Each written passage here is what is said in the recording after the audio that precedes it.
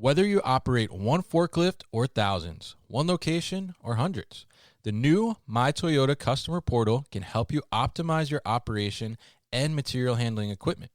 This one-stop, free-to-use platform is designed to help you take control of your information and make smarter decisions, all at the touch of a button. Register and access your data today at my.toyotaforklift.com.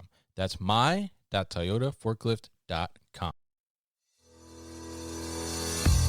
With e-commerce off the charts, many small and growing warehouses are asking, how can I get ahead when my warehouse is barely keeping up? The answer is future-ready warehouse tech from Zebra Technologies. Warehouses can simplify and upgrade all processes, from automated inventory management to hands-free picking, with Zebra's tailored, scalable mobile solutions. They're simple and intuitive. There's never been a better time to upgrade for success with Zebra. How can your warehouse get ahead? The answer's in black and white. Get the answers at zebra.com/theanswer. That's zebra.com/theanswer.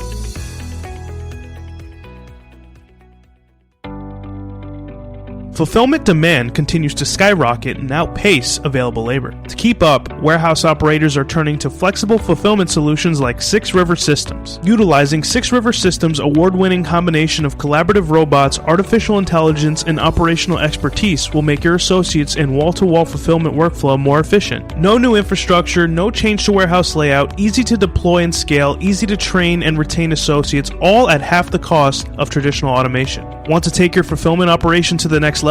Go to www.6river.com to learn more. That's www.6river.com to learn more.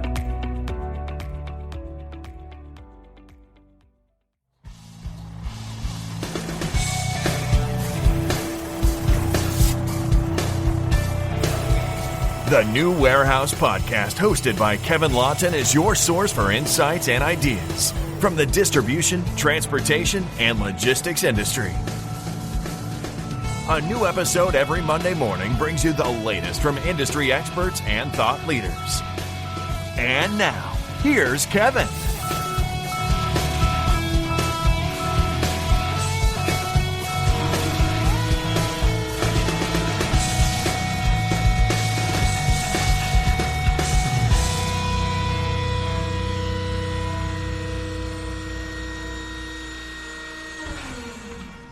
Hi, and welcome to the New Warehouse Podcast. I am your host, Kevin Lawton, bringing you a new episode today. This is our latest installment in our partnership with Material Handling Wholesaler for their January 2021 issue. I will be speaking with Garry Bartecki on his cover story entitled 2021 Based on 2020, The Way I See It. We'll be getting some of his insights and perspectives on what 2021 will be like and how to navigate the current landscape a little better. To check out the cover story and the January 2021 issue of Material Handling Wholesaler, head over to mhwmag.com. So Garry, welcome to the show. How have you been? Pretty good, considering I work a lot in the rental industry, and some people are doing well and some people aren't, and primarily just because their customers aren't working. So it's been a tough so far this year. Definitely a tough year all around, with costs being cut back and many looking to hold off on spending money, but hopefully there is a turnaround in the near future. So what do you think it will be like in 2021? It's going to be an interesting year because, by and large, we haven't been through this before. And some people I've talked to about planning for 21 have said you got to take everything you did before in terms of planning and throw it out the window because you're starting from a completely new event, trying to go forward. So it'll be interesting. And I've been through quite a few of these. Oh, really? So tell us a little bit about your background then. I know you've been in the industry for quite some time, so curious as to what you have been involved in and kind of what you've seen over the years. I started out, I don't even know if I want to say this, but it's probably 40-some. Got out of school, passed the CPA exam, and went to work. And one of the first jobs I worked on was the local Clark equipment dealers when they were the king of the hill. And in Chicago, they had 3 dealerships, and I wound up working, with all 3. And as part of that endeavor, we went through some hardships. And Herb Warren is a name you don't remember, but he was the guy that pretty much developed the rental programs with maintenance and everything with Clark. Okay. And kind enough to let me attend some of their dealer meetings as a guest. And so I learned a lot, and that's how I got interested in the lift truck business, construction equipment business, and the rental business. And that's what I've done. And in my professional career with BDO Seidman, I was a partner that basically specialized in those three areas and have done so for a long time. And I've been lucky enough to maintain all my professional contacts with people that worked with me in the industry. So I've got anybody's got a question about anything, I can probably get the answer if I don't know it myself, and which helps. So that's kind of the how I got started. And so I worked at BDO in that capacity, working with dealers. Tried to do a couple of roll-ups with a couple of manufacturers, and at that time, that they didn't want that to happen. They're a little bit more acceptable today, but back then it was not a good idea.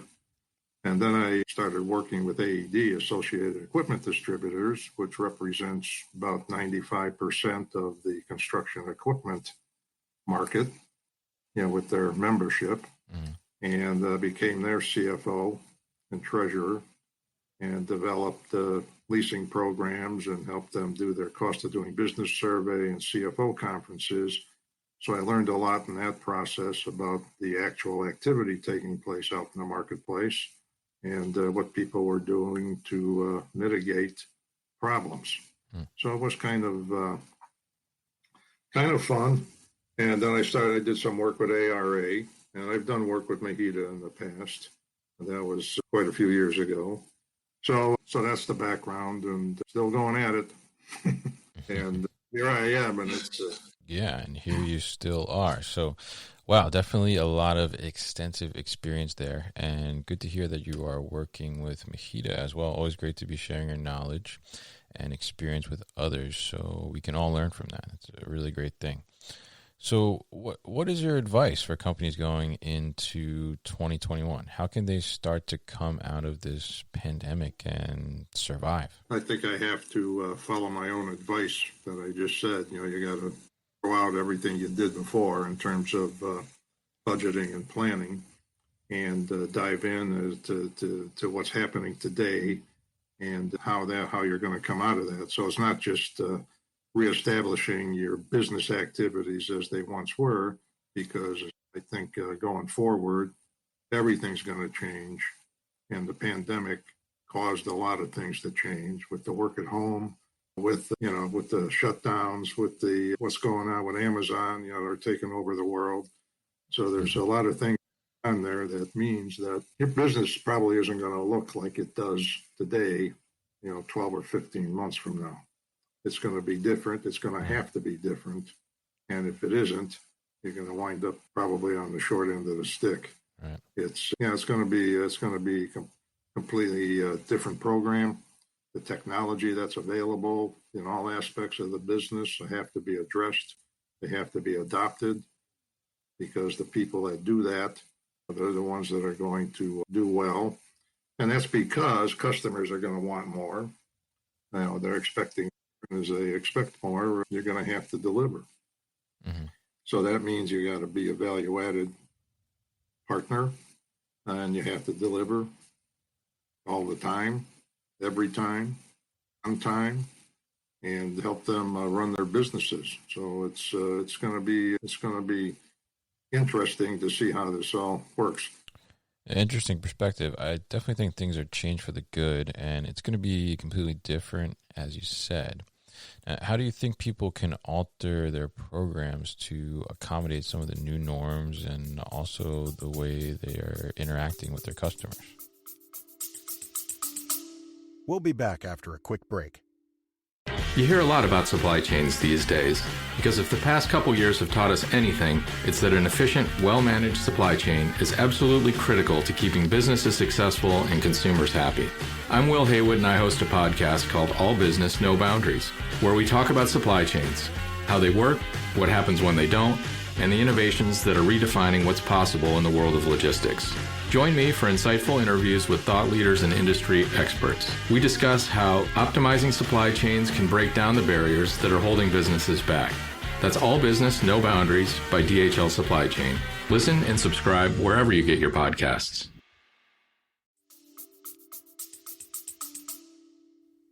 The dealers, when they're doing their sales pitches with customers, et cetera, could do a lot better with the Zoom rather than chasing around in their cars. So, but up until this point, it's been difficult for anybody to do anything because you can't, go into anybody's office. A lot of people won't let you in, and until after the pandemic gets brought under control. So for 21, I don't see. I'm budgeting 21 like I did quarters 2, 3, and 4 and 20. Duplicating my results for 21 that way, and with the understanding that I know what I had to do in terms of managing the expenses and personnel, et cetera. And hopefully, if things pick up quicker than I'm assessing, they're thinking it will, then I can always bring people back. But now with this work from home program, having the ability to have people on staff to do special projects and to develop technology and things of that nature, they can be anywhere in the world. And that's what I plan on doing if I need help. Like I said, I've got a lot of people around the country that I've worked with and know what what their area of expertise is. And I don't have any problem calling them and having them help out. And they can do the same thing for dealers, and they can do the same thing for a dealer's customer. Right. But the technology is going to demand that you do more with less, with less people. And I see these statistics, and I saw them in the AED statistics that, the equipment sales are declining just because the equipment is better. It's going to last longer. So people are, if they buy them, the volume's going down. But then the reduction in the volume is partially a product of people not wanting to own anything, or own as much of anything anymore. So they want to do some leasing or renting or things of that nature. So they're not going to buy as much. And if they don't buy as much, the parts and service business and rental business can decline. Maybe not the rental business, the parts and services, just because the equipment lasts longer and it's better built. So it's going to be an exercise in managing a new level of sales dollars coming in, which might be less, and our high margin items might be, decreasing as well. So you're going to have to reassess how you manage the entire business and what types of products and services, you can offer in addition to what you're doing today to make up for some of those lost profits. And, that was, the leasing, and I know we've talked about the leasing before, but right. I think that's going to continue to grow. And the new types of lift trucks and the batteries and the lithium battery technology, I think that's going to pick up. And so you might see an increase in leasing, but in types of products that you're leasing that are going to demand less parts and service. So that's going along with the program.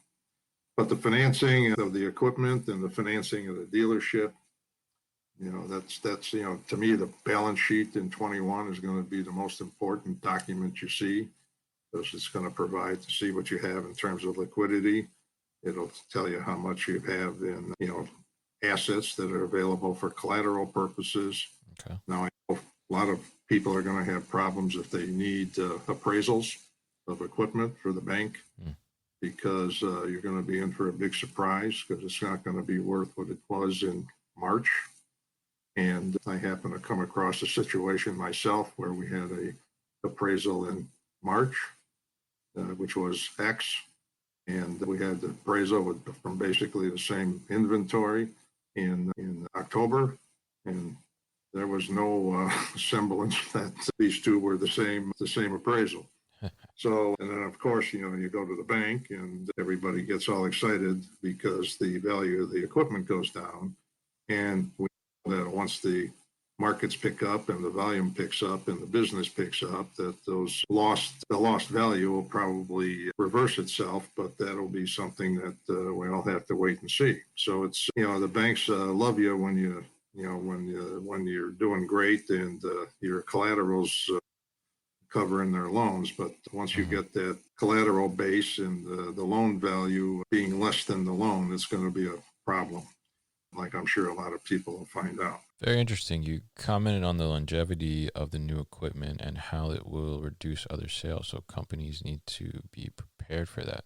I know we spoke on a previous podcast episode about the financing and leasing side of things, but I saw you mentioned a refurbishment program in your article. Can you talk to us a little more about that? How will a refurb program be beneficial not only to the dealer, but potentially the customer who is looking to save some money as well when purchasing equipment? Yeah, I think it's the refurb process is a win-win for everybody in many ways. I had the privilege of seeing a manufacturer. Some of the equipment I work with has a national refurb program, and it is absolutely fantastic. And what it does for them, it lets them sell a lot of parts and service to rebuild the equipment. That they run it back through their manufacturing process, and they sell it at a substantial discount from a new one, when in fact getting this refurb unit with a zero time clock. So the issue was, when they first started doing this, I was always, what's the question? We'll see how well this stands up. If you can finance that unit like a new one, 5 years, 6 years, own, then they met their goal, and the refurb unit is going to stick. Mm-hmm. So now, from a customer standpoint, that refurb unit could be 60% of the cost of a new one. Okay. And it's got a zero clock, and that's a substantial difference. And it's just a great program. And from what I hear, the manufacturers, they almost make more money doing the refurb, even selling it at that price, than they do selling a new one. Oh. So from a dealer standpoint, I can get a lot more aggressive with my rental pricing if my cost of the rental asset is less than a new one. In terms of the customer, they can buy it, and it's substantially less, so that'll reduce their cost of operations. They can rent it, and the rental should be pretty aggressive. On the rental rate should be pretty aggressive now that they're able to get these units at a lower cost. But in a lot of cases, from a dealer standpoint, you can maintain the same rate you have been using for the rentals and have the lower cost unit, refurb unit in the rental fleet, and your ROI just goes right through the roof. Because if you were making, 50% or something like 30% on it in a year, and the rental is now going to go up to close to 50. It's an interesting process, and what I'm talking about and who's doing it, it's really the OEMs should grab the bull by the horns and do this, because they establish a new market. But the greatest thing it does is, because whoever's doing the refurbs, if it's the OEM, they're sucking up all the used equipment out of the market, and consequently, the value of the used units that the dealer has, as well as what the customer has, is higher than it would be if there was no refurb program. So it's really a dynamic and profitable and a value-added solution for customers. So I think, the dealers can do it too, and I've seen a couple of dealers do it, and they take it, they tear it down, and they might put in, remanufactured engine and everything else, throw a paint job on it, put new seats on it. And the ones I get, if I put 10 of them in a row, 6 of them were refurbs and 4 of them were new, you couldn't tell the difference unless you looked at the plate, the manufacturing plate, to see what year it was originally manufactured. But they're good. So it's a way to keep people busy, but at the same time, it's a way to develop a product that's going to have a healthy market, because people will be interested if you walk in with one and you tell somebody, here, try this thing out, and you give it to one of your people. They'll try it out and they think it's a new machine, and when it isn't. So it's really a plus all the way along. So it works. If you can do it, then you got to do it right. You got to, make sure it looks good and that it's going to run. It's because you're going to have to give it a warranty, et cetera. And some of the manufacturers give warranties, but it's just a great concept that I think whose time has come in the industry to keep up the used pricing and at the same time give us a value-added option for our customers. Definitely sounds like a win-win on both sides for both the dealer and the customer. With the help of providing the dealer with another stream of revenue and the customer reduced costs, but still you get a high-quality piece of equipment. So I can't see it not taking hold and becoming more popular. Definitely, I believe, a really good model. Well, they're more financeable. You can get a new finance program attached to it, number one. And number two, it's a great product in terms of the OEM because they're selling a lot of parts and they make a lot of money selling parts. So it's a good deal. Definitely sounds like a good deal. So I wanted to touch on something else you mentioned in the article about hiring young individuals who know about technology. This is a really interesting statement, and it caught my attention because one of the reasons I started the podcast was to get younger individuals more interested in our industry.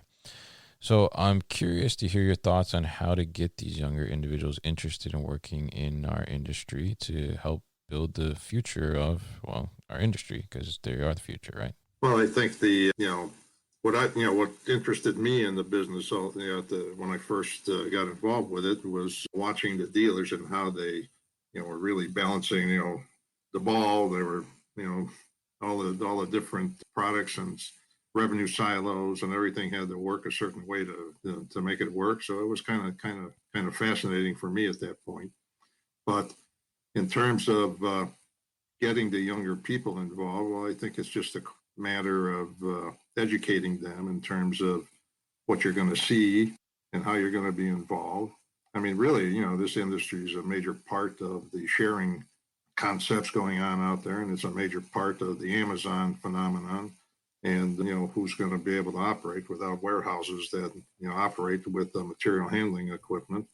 So I think that would draw them in, but it's letting them see how the sophisticated systems today are, available to them to learn the business in terms of the sales, the rentals, in terms of the service, in terms of the parts business, and how the technology can, determine how much you're going to make or how good your operation is going to be.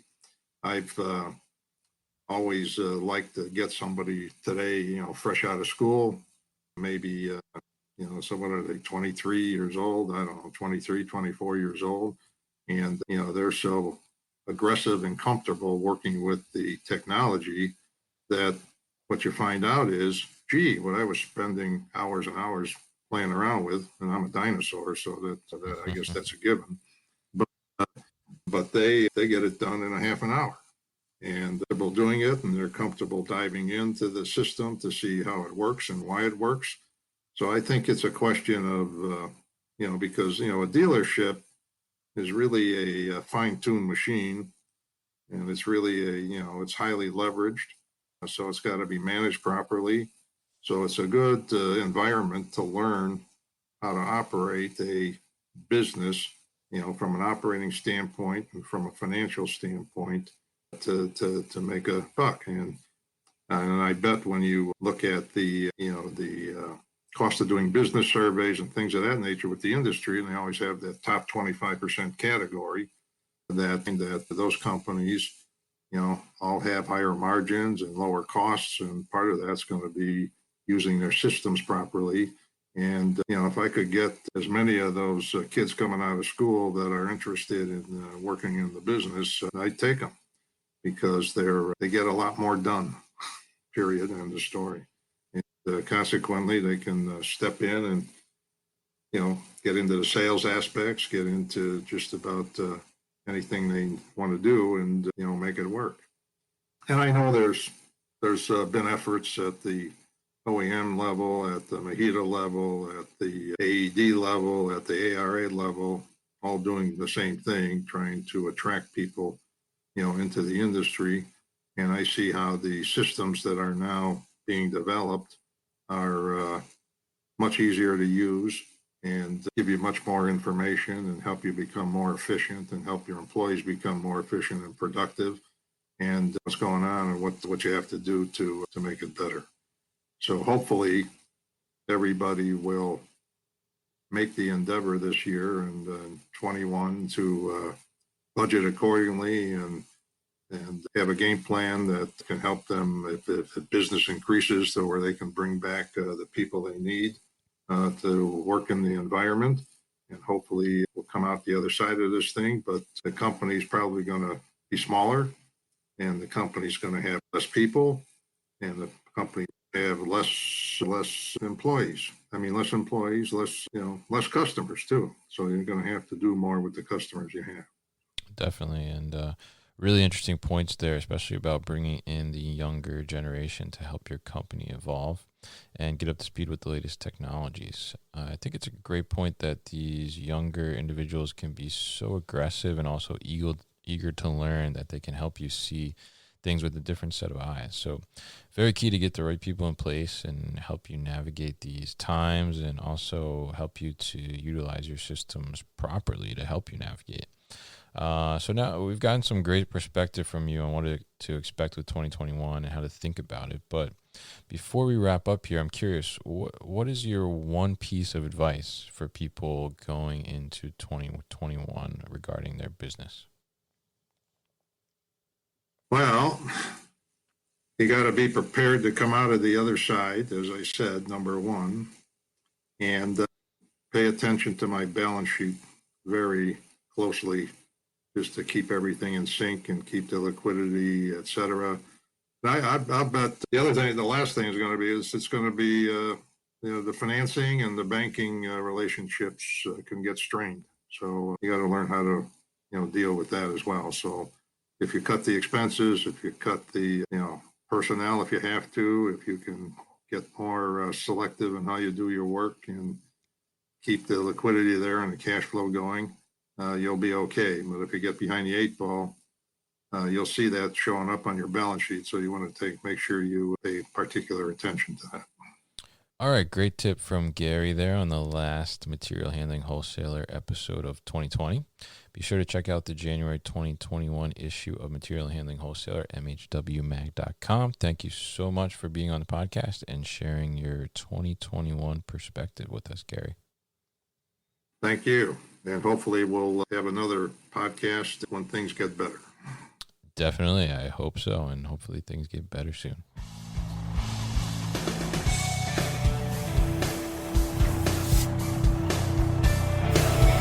You've been listening to the New Warehouse Podcast with Kevin Lawton. Subscribe and check us out online at thenewwarehouse.com.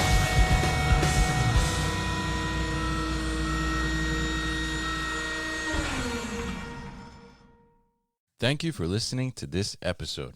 If you want more content from the New Warehouse, check out our new video series called All Hands on LinkedIn. Just search for the New Warehouse on LinkedIn and follow along.